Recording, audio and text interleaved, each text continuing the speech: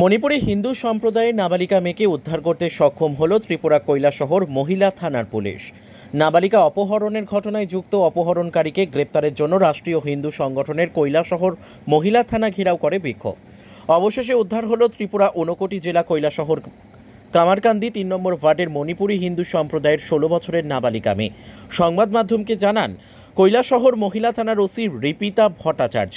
ওই নাবালিকার মেয়েটির পরিবারের লোকদের অভিযোগ, কৈলাসহর মাগুরুলি এলাকার বাসিন্দা মোয়াকির আলীর ছেলে সাইফুর রহমান নামে এক মুসলিম যুবক বৃহস্পতিবার দুপুরবেলায় ওই নাবালিকা মেয়েটির বাড়ির সামনে একটি গাড়ি নিয়ে আসে। তখন নাবালিকা মেয়েটি ঘর থেকে বের হওয়া মাত্রই বলপূর্বক সাইফুর রহমান নাবালিকা মেয়েটিকে গাড়িতে উঠিয়ে নিয়ে চলে যায়।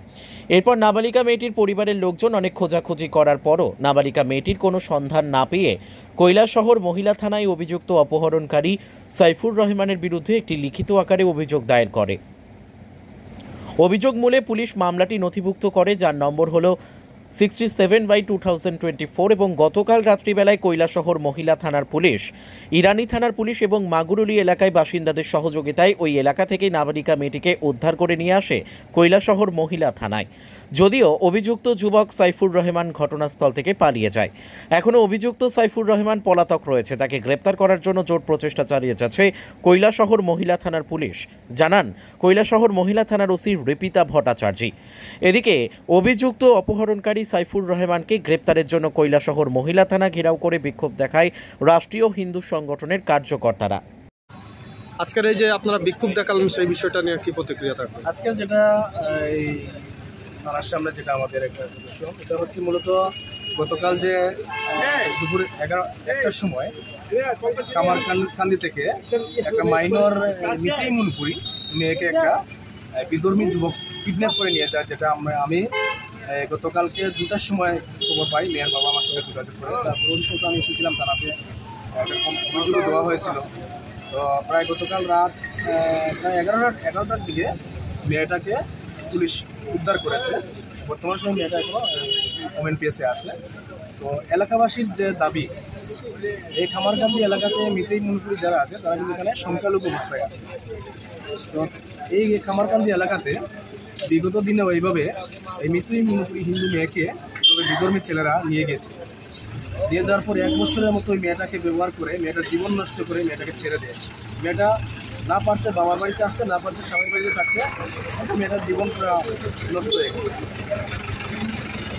তো যে মেয়েটাকে কি উদ্ধার করতে পেরেছে পুলিশ? আমার মেয়েটা গতকালকে তারা উদ্ধার করেছে। অভিযুক্তকে গ্রেপ্তার করে, অভিযুক্ত যে আসামিকে গ্রেপ্তার করতে পারেনি। তো আসামিকে গ্রেপ্তার করার জন্যই আমরা আজকে এখানে এসেছি, বা ম্যাডামও এসেছিলেন।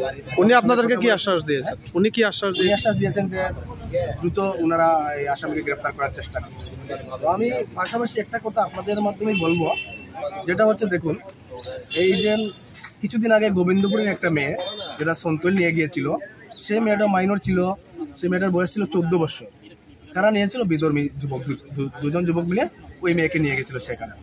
তো এই গতকালকে যে ঘটনা ঘটেছে, এটা হচ্ছে মেয়েটা মাইনর 16 বছর বয়স।